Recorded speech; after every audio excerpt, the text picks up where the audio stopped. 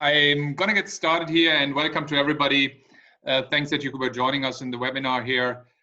What we wanted to look at is how the role of the CIO and the work of IT is actually developing through the COVID-19 crisis.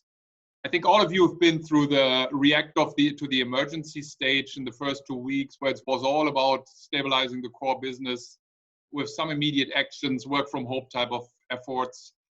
And now everybody is kind of in a mode, at least when we talk to our clients, where they say, oh, how can we sustain and how do we prepare for the future in terms of maybe scaling down, for instance, in cost, or maybe also pivoting to other areas like a further digitization of channels. And that's what we want to focus on today.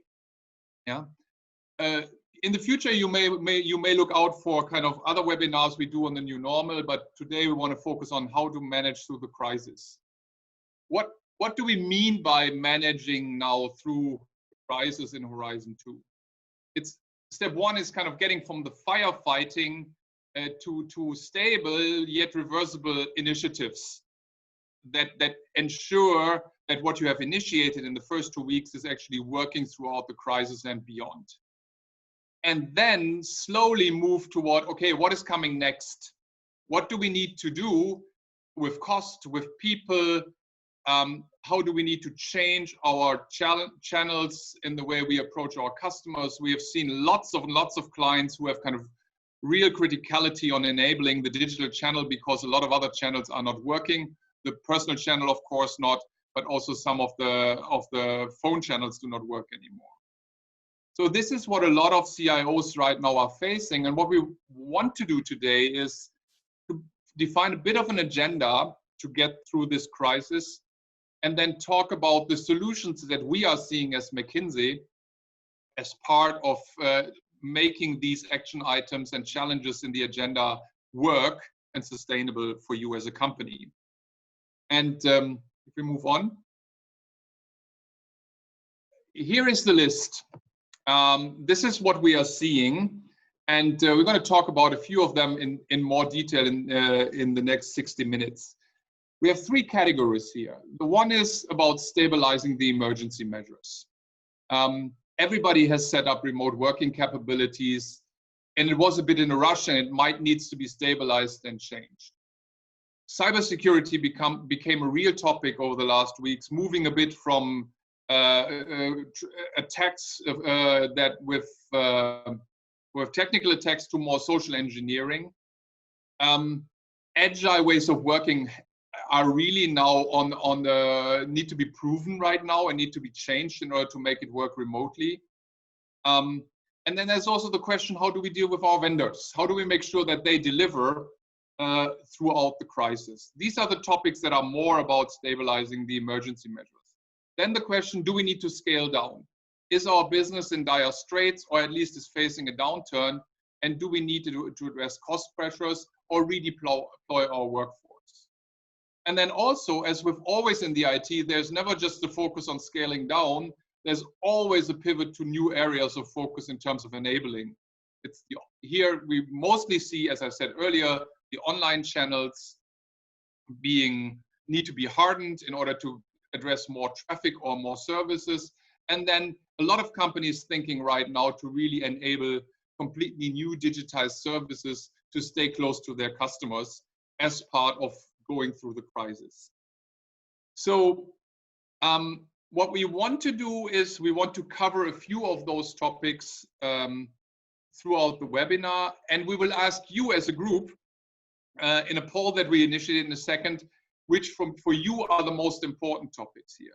One remark, topics A and B will not be, so to say, on the menu today, because we will be addressing them in separate webinars, because they were being requested very frequently by people. And if you want to know more, you can go to Kyra on the chat to discuss it with her, where you can find those webinars. But for now, let's do a little poll with the poll function in Zoom, because we want to learn which 4 topics we should be focusing on. So please, you should address one topic. that is for you the most important to discuss in this webinar, so we get an overview what we should be focusing on? I think the poll is open right now.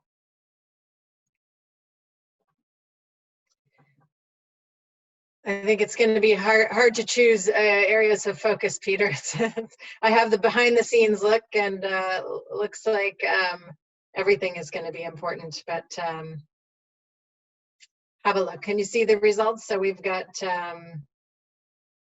the most responses, 42% for enable new interactions and services for customers.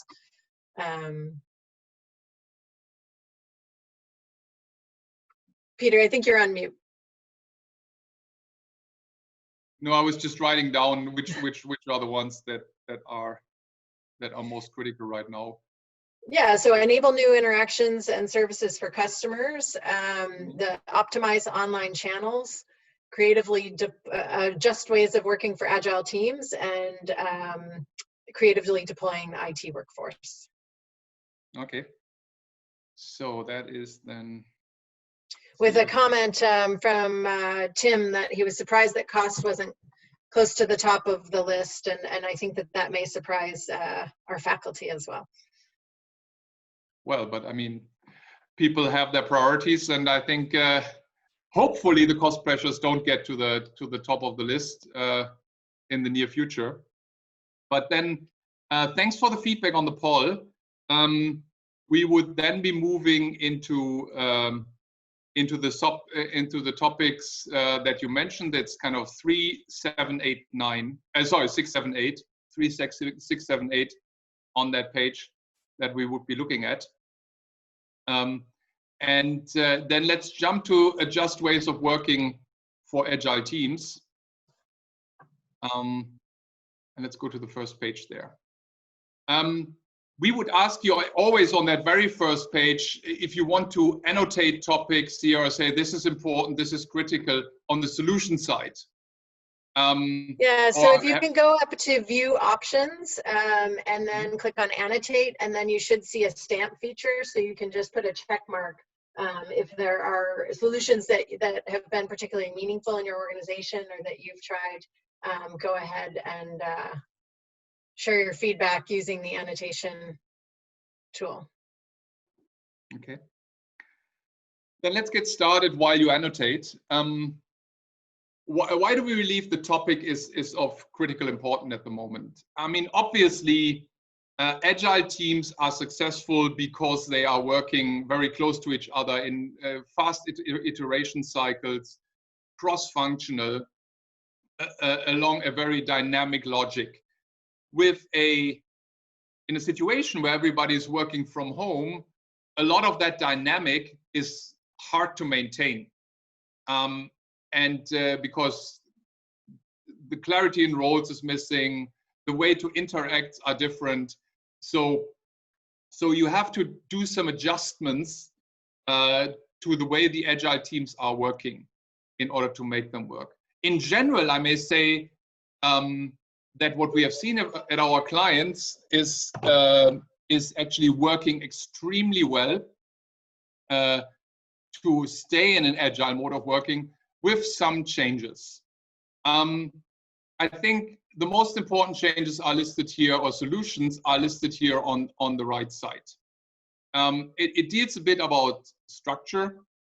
We see a lot of clients who actually move to smaller teams and don't make it, so to say, and don't make them too big and try to keep it manageable in terms of size, and change a bit the working arrangements.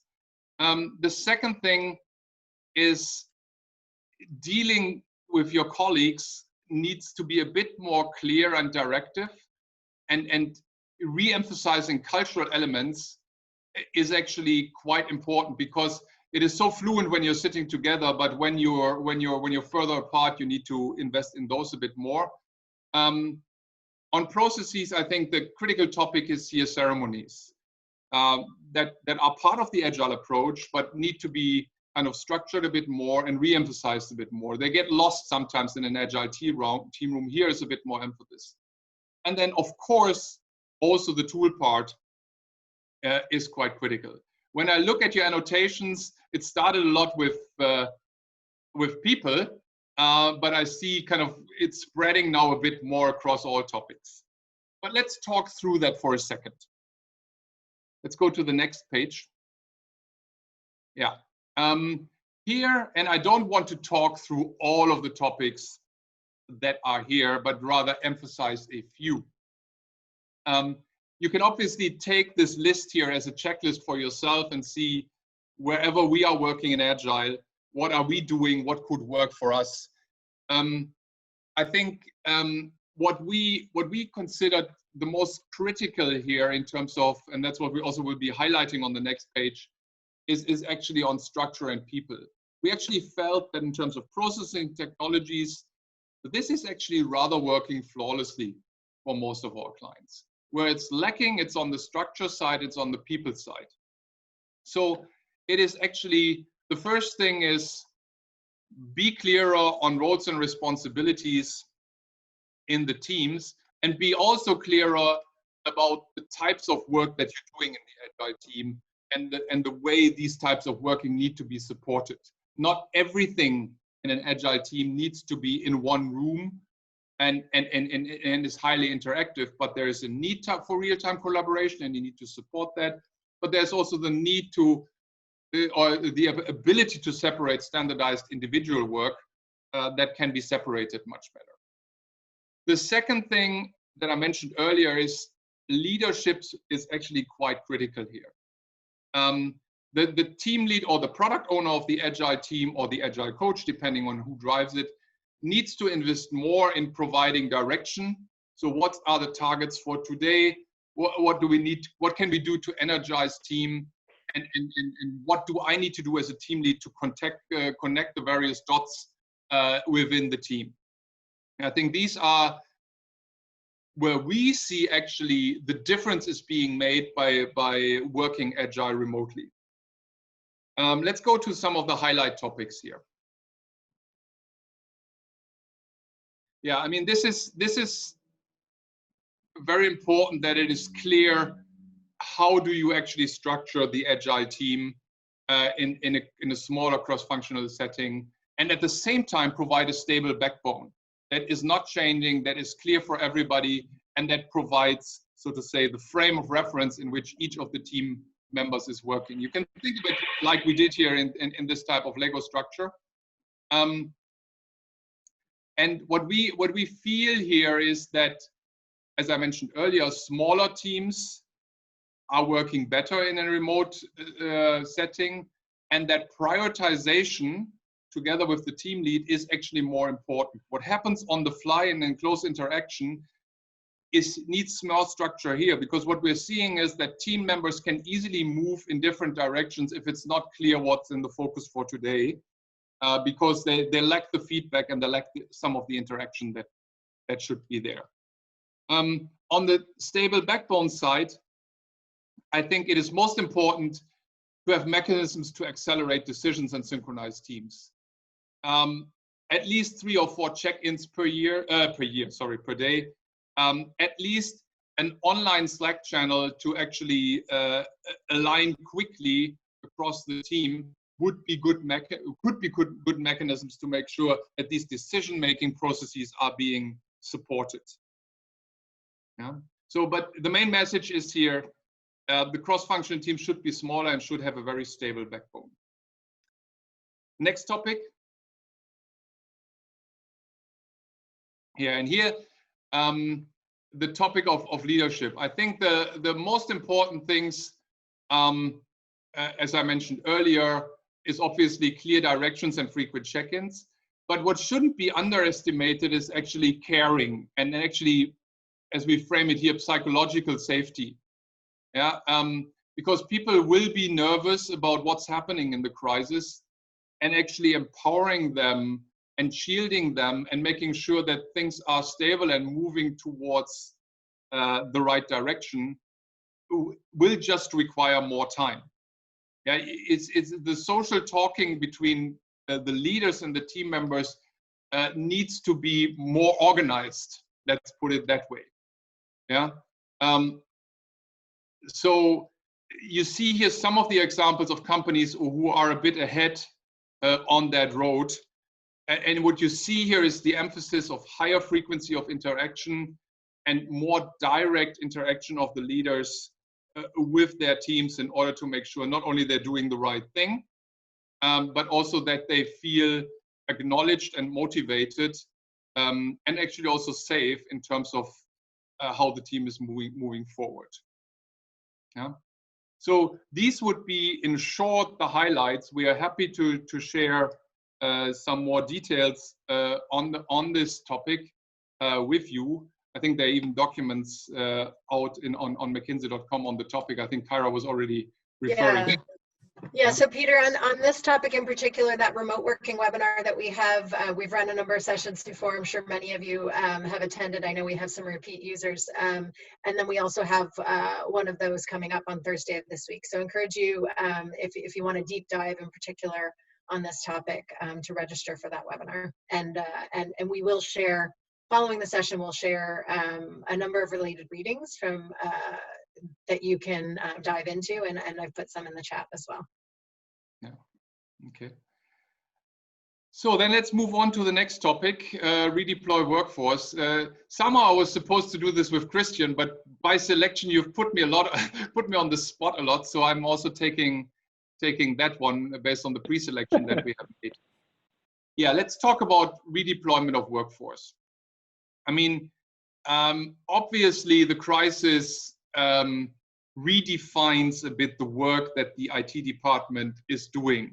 We already have a lot of clients who kind of basically stopped a variety of projects, have shifted in the way they have organized maintenance, but at the same time also started some new stuff. But specifically throughout the crisis, the question is, okay, we have now, let's say 20 or 30% of our team that are not quite heavily loaded with work. How can we keep them motivated, but also actually do something that helps to cope with the crisis? I think that's the main challenge here.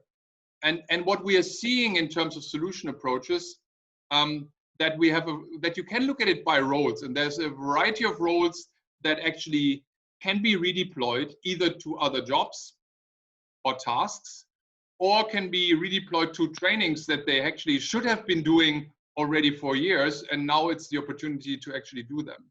And then there's a second group of actions where we actually see IT colleagues being involved in NGO type of work or public opportunities to contribute to solving the crisis. And we talk to those also for a second in a minute. Yeah.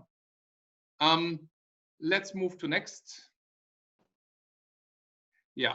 When we look at the roles, you have some roles which will have increased workload. For instance, the vendor managers, because the interactions with your vendors will be rather very intense during that phase.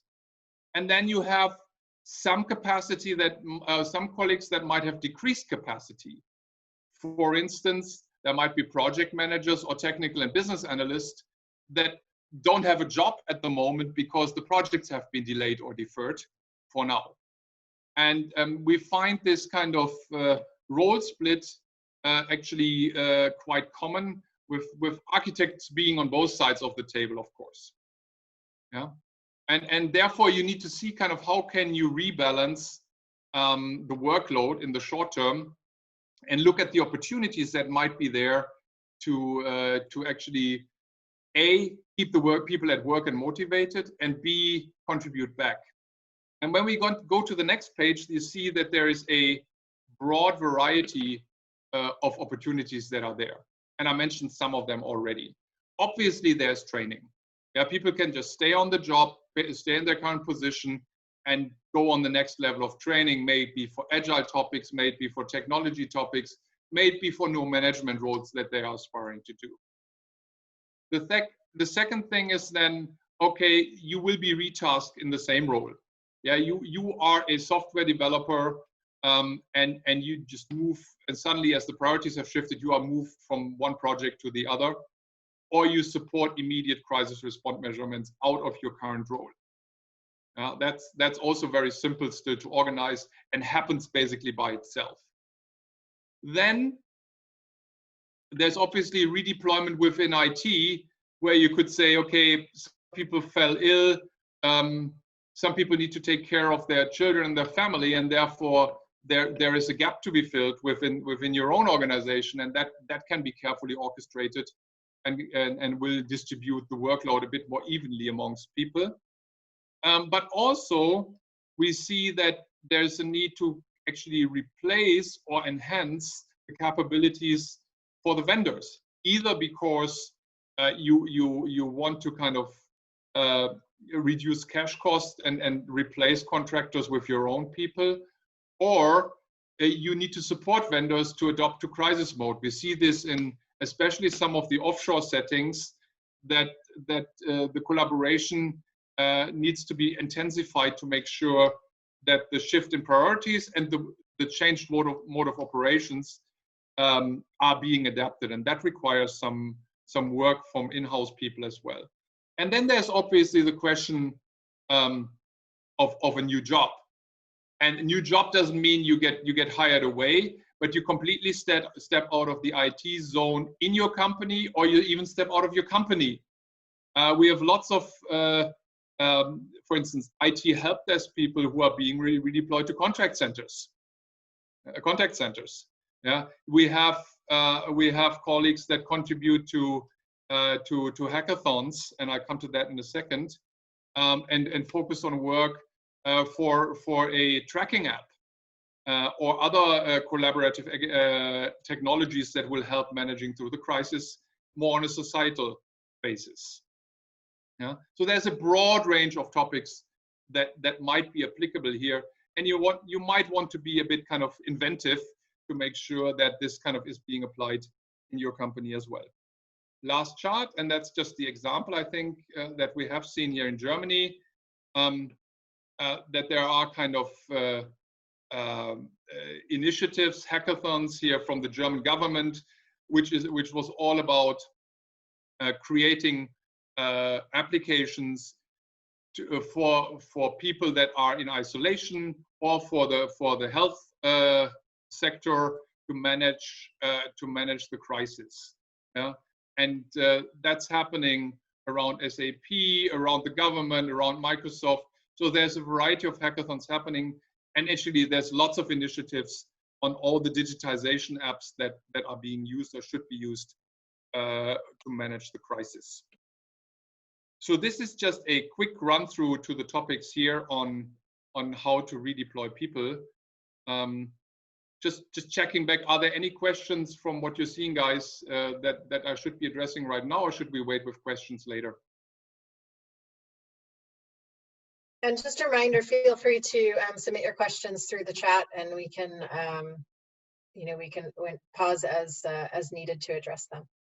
Okay, then I would hand over to Christian for the next topic about the online channel hardening. Thank you, Peter. Highly appreciated. I can just recommend once again, don't just learn from us in a way or leverage the exchange. We have over 160 participants here, most of them senior managers like yourself. So use the chat to address any concerns that we might not be addressing in our presentation, and get some ideas or exchange going in the chat function with your colleagues, because I think that's also a great opportunity. For us, it was interesting to learn that the cost topic for you is basically in the automotive still very urgent, which we expected, and apparently in other industries it's already done. If you look at online channels, and we take a quick look to China, we've seen that even after the crisis ended, the increase was significant. During the times, if we look at into retail, for instance, we had an increase of up to 200 to 300% of traffic spike. So that's basically the typical Black Friday deals you would see on the sites like Amazon, an increase in traffic that you now have in industries that are not prepared for that. What I would like to spend the next 2 or 3 minutes on is a little bit of what can you do in the short term, right? Before then Peter takes over to discuss a little bit of how you can add additional services in our work from the remote work and social distancing area, of how you can add additional services to your online and mobile channel. I'll focus a little bit on how do you actually keep your channel up and running and usable. Because what we see in lots of areas and industries is that then users actually help themselves by getting up in the middle of the night to just do their online grocery shopping, because it's the only time where that page is still usable. If you look a little bit of what you can do on the short term, and I'm happy to invite you to go to view options and annotate and say a little bit which one of these with a tick box or something you have been pulled already, which one of these you might be considering pulling. It could also be sparking an interesting discussion going forward. What we see on the right-hand side is obviously the first thing you need to do is just basically get an in-depth understanding of the monitoring and alerting in terms of when do you have the traffic spike, where is it coming from, how can you reroute this, and what's the best measure to deal with it, right? Is it a time-wise, is it location-wise, is it an overarching increase? We found that once you understood where you are hit the worst, is it the load balancer, is it the website itself, is it the backend system that can't respond, then number two makes the most sense, right? Where do you actually need to compensate the bottleneck, and where do you need to add additional hardware in the short term to make the response time a little bit easier and shorter? The third lever, I see no one has pulled yet, is basically like how can you increase scalable caching, which you can do in a relatively short term in order to ensure that non-personalized data is not hitting your backend, and you can actually drive the response times on the website especially, but also on the mobile a bit faster. Fourth one, I see lots of you have ticked in various colors. Thank you for that, and to share some feedback. Basically just to use queues, right? And thereby to then make sure that you add an additional layer of buffer for your backbones so things are working nicely. The fifth one, basically the content distribution networks, so that at least the static content you don't have to shoulder yourself. You can actually extend it horizontally and even outside the company to then add services and take the load and basically the loading from the networks. Because some of that might be a limitation factor, which you might find out through your in-depth monitoring. 6 is, look, I'm not sure how many of you are still running promotions at scale. It would be interesting to see. So if you have a comment on this, it would be interesting to see, and then the chat of how much of a focus that is. We see that in targeted industries, there are now very particular promotions to actually channel traffic. Saying, look, if you're willing to shop between, let's say, 4 a.m. and 6 a.m. in the morning, you get an up to 5% discount on the following products, or an overarching discount on some of these, or you get 2 to 1. And that's basically just a way to increase the traffic on your website to dedicated times, and thereby take load off your databases, your queries, and make sure that any change that you have is actually working effectively during the day. Last one on here, and then happy to learn of what other measures you have taken, is to reroute the traffic to cloud solutions. And which is, I think, a nice handover back to you, Peter, to say, what other things can we do if we actually are able to reroute some of the traffic to cloud solutions, and how can we then use those maybe to extend our services going forward? Okay. Yeah, then let's go to the question that obviously was dearest to your heart, namely the debate about enabling new interactions and services. Yeah. I mean, maybe all of you have by now seen kind of the little question that has been posted in a I think on Facebook it was, who is leading your digitization program? Is it A, the CEO, B, the CFO, or C, COVID-19? And I think what we are seeing is, given the social distancing, given the speed at which kind of things are developing, this will provide a boost for digitization in many shapes or form. And at the moment, in Horizon 2 of the discussion we're in, it's mostly about, now that everybody's isolated at home, how can we interact with our customers on the digital channel in an efficient and effective way. As I mentioned earlier, call centers are being completely overloaded at the moment. So a lot of companies are switching to digital channels more or less forcefully, because otherwise they won't be able to take the load of customer requests. But others are being already quite inventive in kind of how can we use this opportunity to make our customers switch channels, but also provide and offer new services. And I think as CIOs, you need to kind of preempt this and understand what's happening there and what can be done from an IT point of view in order to provide new services, new apps, new sales opportunities also in many ways, but also social apps in order to allow for interaction from an IT perspective. And you need to provide the platforms for that. Let's jump in some examples that we have seen. One thing is actually quite obvious. A lot of the governments in Western Europe have invested or had to invest in digital channels to kind of provide their services in these times, specifically around Corona. So for instance, there is the compensation claims handling due to the quarantine. There is a service portal to help citizens. And we've seen not only the German government, but also the governments in France and in the UK to set up services around this rather quickly. You may say that they will be disappearing because this is just very Corona specific, but it becomes very clear from our interaction with those governments. It is actually moving the needle from a slow-paced digitization of governments to something that is highly accelerated in a speed that we have not seen before.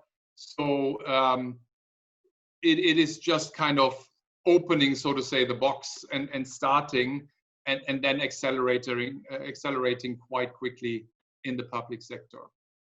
When you look at a lot of the B2C clients, they are investing in social platform interactions. Actually, new product portfolios around them. We have one insurance client that is currently offering a Corona health insurance online. Basically, within a week, they ramped up that new product. It is nothing special in terms of how the product is designed, but it's only offered online. It's offered very quickly, and it just goes to show how you could online become very fast in addressing customer needs. And then obviously you have actually quite some increase in live streaming. So in creating the platform for live streaming and thereby recruiting new customers or drive up sales for certain products is something that B2C companies just have to have in the near future. Yeah, and then there's obviously the question about how can we partner with other e-commerce distributors to better realize and faster scale growth opportunities with offline retailers or e-commerce distributors. But also the other way around, there is the cooperation of retailers that actually ask for help from delivery services to make sure that the products that their customers buy in the shop are being delivered out there to their homes. So they use the portal to buy stuff, and then you have delivery services to bring it out. So all of that is possible and easily applicable and was before the crisis. What we are seeing is there's a real acceleration of those channels, and there's lots of new products evolving on those channels. And what that means for the IT department is that they actually need to be able to have an ecosystem that will be able to do very rapid web development basically on a daily basis and change products and change information on a daily basis. A much better integration with the internal IT systems, not only within your own e-commerce ecosystems, but also with other external third parties via APIs or via joint platforms.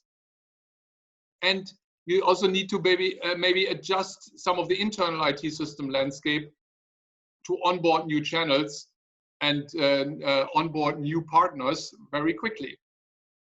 So this is kind of what we are seeing here. So there's a true shift in terms of what is needed in terms of competencies, and it's clearly shifts towards the digitization efforts we are seeing. So you may say it's just a boost of what we are seeing, but it's also another quality of what we're seeing in terms of using online channels to collaborate with customers. But with that, I would hand over back to Christian to do a bit of a wrap up here. Look, what we have seen, and we'll be starting a poll in a minute to get your view a little bit of where you see the world is moving to. Because, look, while the new normal is not clear yet, some elements, there's, let's say, the writing on the wall, right? No one is expecting to go fully back to the way things were in the next 1 or 2 weeks.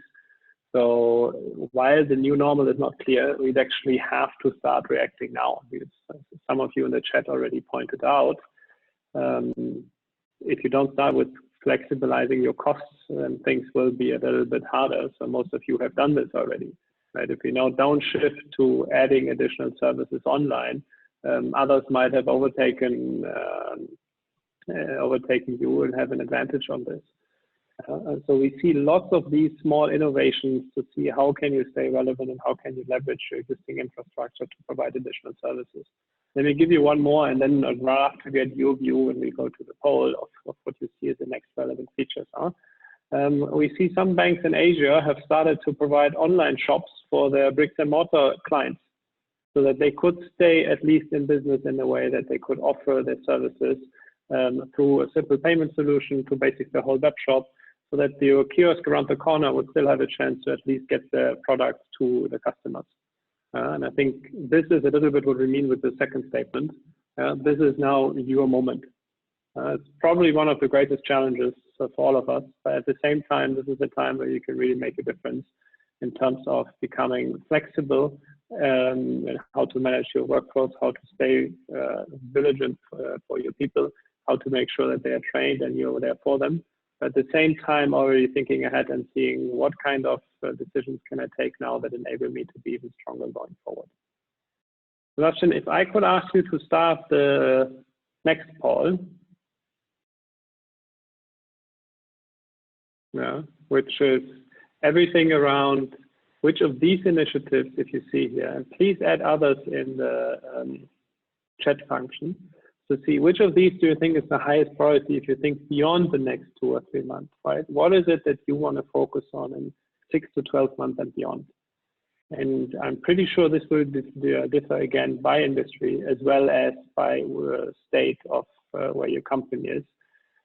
So some will be in a better position to think through M&A, where others will struggle a little bit more to just make liquidity needs end. Would love to get your view here. And let's see if we have already a first couple of responses.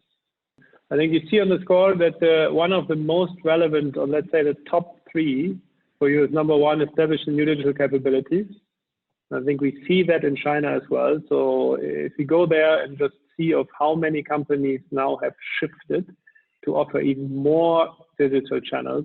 And the last one, optimize the entire cost base. So cost still comes up in the medium term, right, to play a part in this.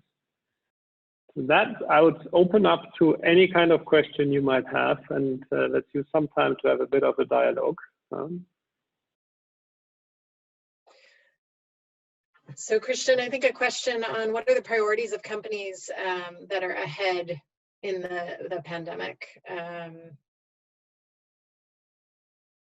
Yep. And then Peter, Sven, feel free to jump in with additional examples, right? Mine will be, as I serve mainly financial institutions, be a little bit more heavy on that side. So if you're not from this industry, some of this might not be 100% applicable to you. And then Peter can maybe share some examples from heavy industries. On the financial institutions, the priorities is in line with what you said, right? You see lots of banks now moving more and more services online, but combined with the cost pressure. So they basically say, if we now are able to introduce more services online, at the same time we look at the operations and see how we can automate and increase the straight-through processing. At the same time, we see discussions starting with regulators to say, look, in the past, it was not possible to move to cloud service for regulatory reasons or other elements. And we see this discussion is now getting a different twist of saying, look, what could we do if this were allowed, right? Do we really need a physical signature, especially now that social distancing is a topic? And we see many shifts in this area to enable even more online services and even some ecosystems play where you now think about how to improve the customer journey across industries. Peter, would you like to add an example from a non-banking environment? Yeah, I mean, obviously, let's say in a steel company, I think the world looks a bit different. I think here the focus is more when I spoke to my clients there, it's more about how can we organize work better in terms of automation of processes. People will continue to work from home, so not everybody being in the big offices. So it's a bit of a stronger emphasizing on organized work digitally, and allowing better capabilities for remote working. That is in the center of attention for the heavy industries. But I think digital has arrived in B2B. That's for sure. Yeah, I mean, this is certainly also something that the Chinese colleagues understood the first, but it's kind of, they are pushing right now much harder to get on digital channels with their, so to say, business customers, but also understand their end customers better so that they can provide the right products. That's pushing already. But it's the stronger focus is on organizing work digitally. And Peter and Christian, a question from John on progress in Agile and where companies are on that spectrum, and whether it's, was that kind of wave one initial focus, and now from what you're seeing, organizations are further along, and so less of a focus, and now they're shifting focus to other areas, or where, what are you seeing from your work with organizations? I think, if I may start here, the level of Agile remains the same. It's just, as we alluded to in the beginning of the conversation, it's just the way how it's organized. So it doesn't lead to a push in Agile at the moment. Yeah, it's kind of basically same level or same dynamics, let's put it that way, but just with a different way of working. I don't know, Christian, if that's the same with you. Yes, even though, look, if we look now into companies who had some kind of agile way of working, and let me be a bit more specific what it means with agile way of working, right? For me, that is a cross-functional team that is empowered to deliver services end to end. And if you take that forward, at least from a CIO perspective, that normally includes that they have some kind of development pipeline and some authority to actually push things into production. And there we see significant difference in how easy it was for companies to adjust to remote working and maintain productivity. I had a couple of chats with heads of digital units, where they're basically 150 people and then broken down into smaller areas, where they say, look, it feels like we're almost more productive because now I don't get interrupted as often and we actually get some work done. And since the old pipeline is accessible from anywhere, they basically push now as many or more features than ever before. On the other hand, we've seen if you basically have understood Agile with some check-ins and check-outs and basically had relatively large teams which had some kind of Kanban or Scrum or any other of the methodologies, that also helped even the non-IT functions to work remotely because you had some kind of structure with check-in and check-out. And what we discussed before, the whole clarity is then a lot more given because you then can intervene as a manager and stay close to the relevant task. So if you ask me, I think this shift will also lead to a lot more discussions around what this new way of working actually means going forward.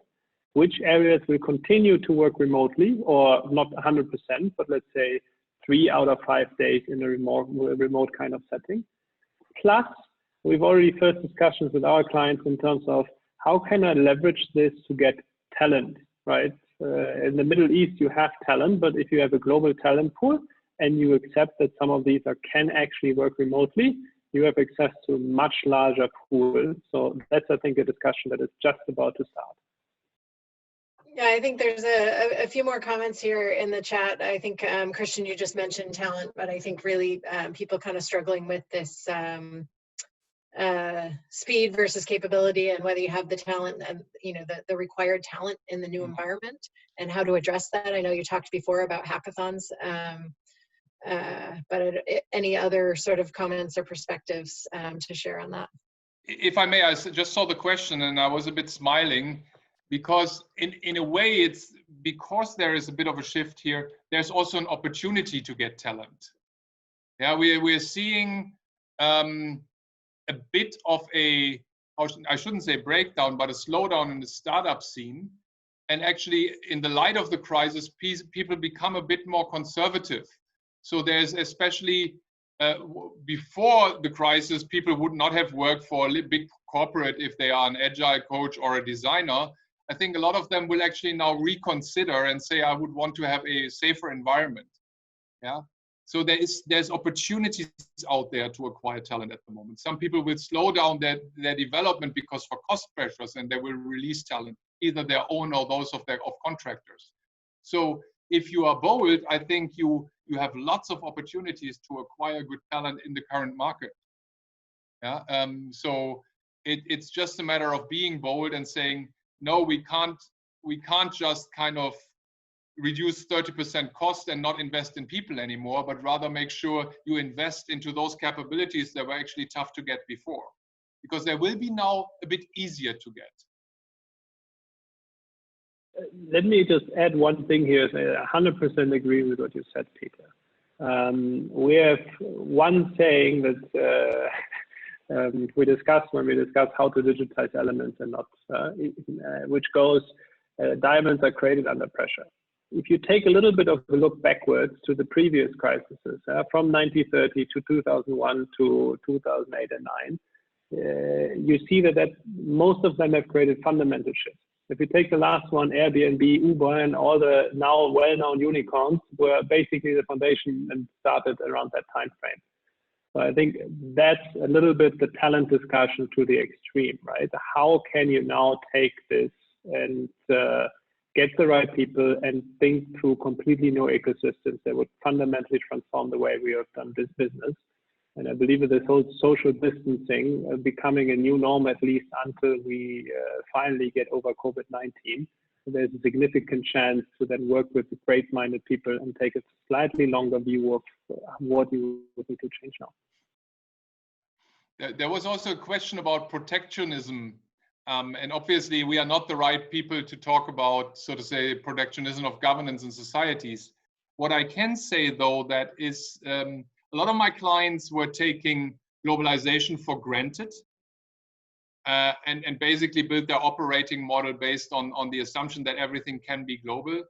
They are reassessing their footprints a bit for risk perspectives. So it's not for we want to do stuff at home, but it's more about we can't put all eggs in one basket, and we need to be more flexible in where we source, how we source, where we allocate our people, and have fallback scenarios. In that sense, stuff might become more regional or even local, but not for protectionism, but rather for risk purposes to be more flexible. I think if there are any final questions, I think we could take one more question. Feel free again in the participant to, if you're feeling brave, come off mute and ask your question. The chat functionality works as well. And I will also just share in the chat, I have included a link to a feedback survey. We'll also on the final page have a QR code if that's easier, but we would value you taking the 60 seconds to share your feedback.